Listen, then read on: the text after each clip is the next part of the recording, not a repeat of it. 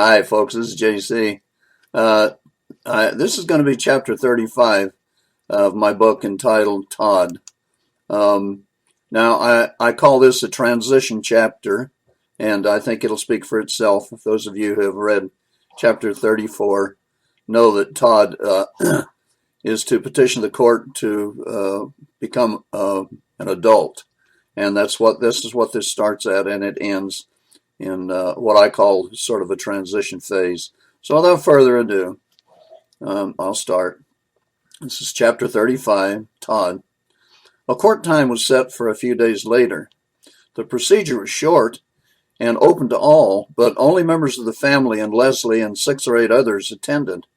There hadn't been much information about it released to the public, so not many were aware of what was happening.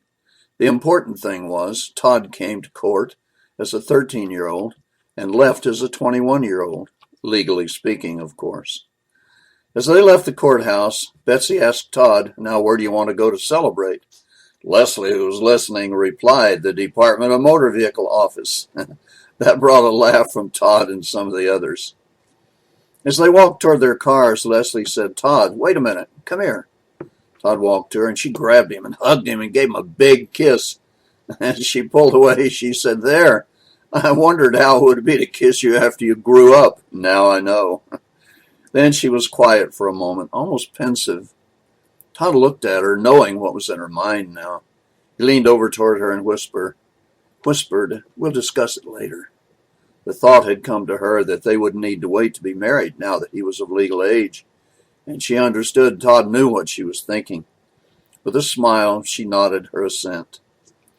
Now each of them went their own way. Leslie to her house to tell her parents of the proceedings, and Todd and Betsy to the DMV office, Department of Motor Vehicles office. The judge had alerted the DMV of the proceedings, and Todd had only to show the change of legal age certificate and pass a written and a driving test, which he did easily and quickly, to receive a temporary driver's license. He had his photo taken and signed all papers and took his temporary license, and he and Betsy walked back to the car to go to the store, and for the first time in his life, Todd drove a car legally. Oh, Todd slept fitfully that night. He had more than one dream, none with a happy theme. During his last dream, which took place only half an hour or so before time to awaken, his dream was so unpleasant he actually awoke himself from it. Awakening, he remembered thinking that this was only a dream, an unpleasant dream, so he chose to awaken from his sleep. He wished there was someone he could talk to about the dream, someone who might shed a light on what it meant. But he remembered there was no one more knowledgeable than he. Bummer. It was a half hour before time to get up, but Todd got up anyhow, stayed up. He dressed and went to the kitchen and plugged the percolator into the wall socket. He sat at the table and listened to the percolator as it perked, louder and louder. After 12 minutes, Todd got a cup from the cabinet and poured the cup full, forgoing the extra 2 minutes that was usual to wait so the coffee would be at its strongest. He sweetened and creamered it and blew across the cup a few times to cool the coffee. And then he took a sip. I know how you feel. I'm a big coffee man too, but I don't have my cup right here. Then he took a sip.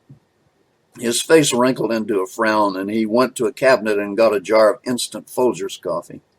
He flipped open the top and spooned out a heaping spoon of the coffee and stirred it into his cup, mixing it with the perked coffee. Then he took another sip and was satisfied at the strength of his drink. He heard a rustling of clothing behind him and turned and saw his mother standing in the doorway of the kitchen, looking quizzically at her son. He said, "I woke up and didn't want to go back to sleep, so I just stayed up."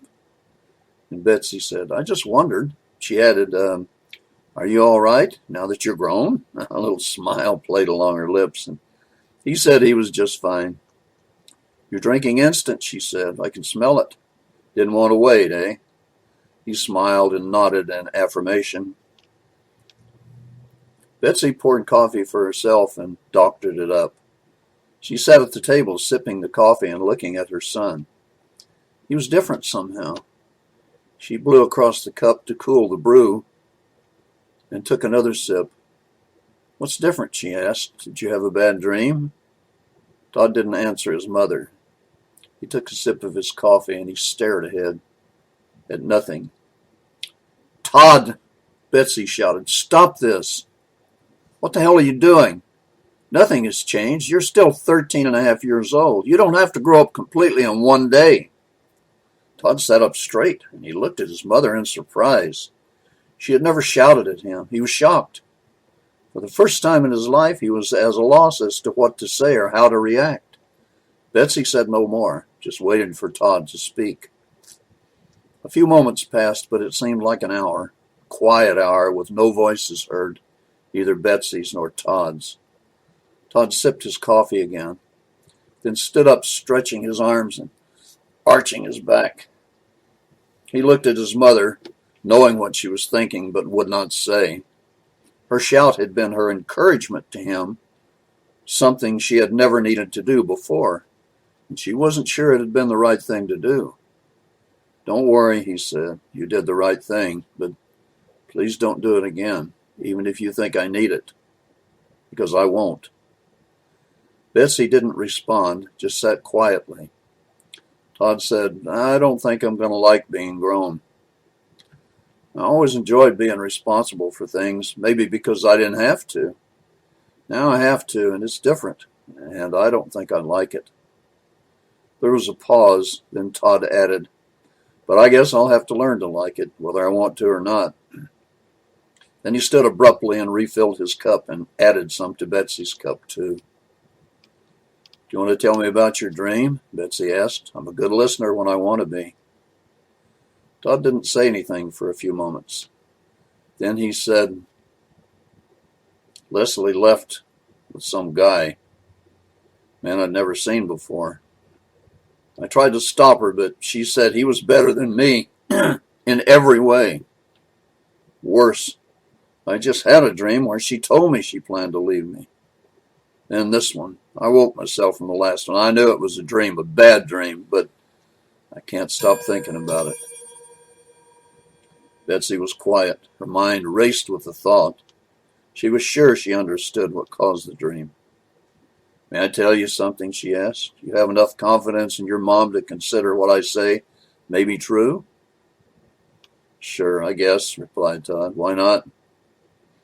"Son, you're in a position in which you have never been before."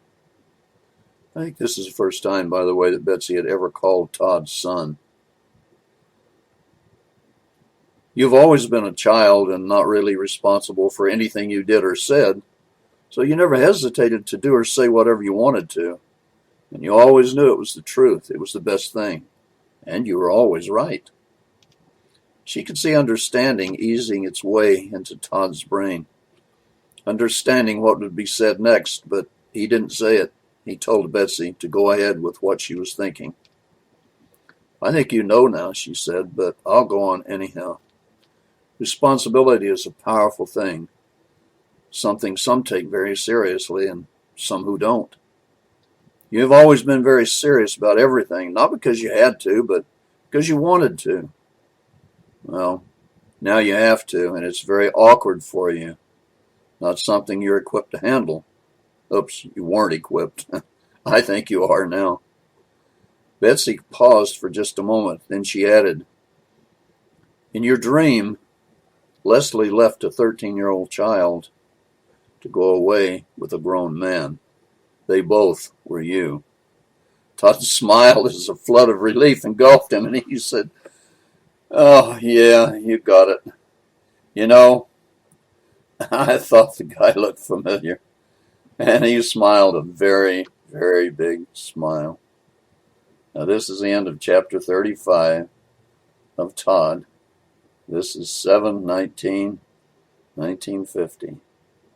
And this is JC saying, I'll see you down the road, if the good Lord's willing and the creek don't rise.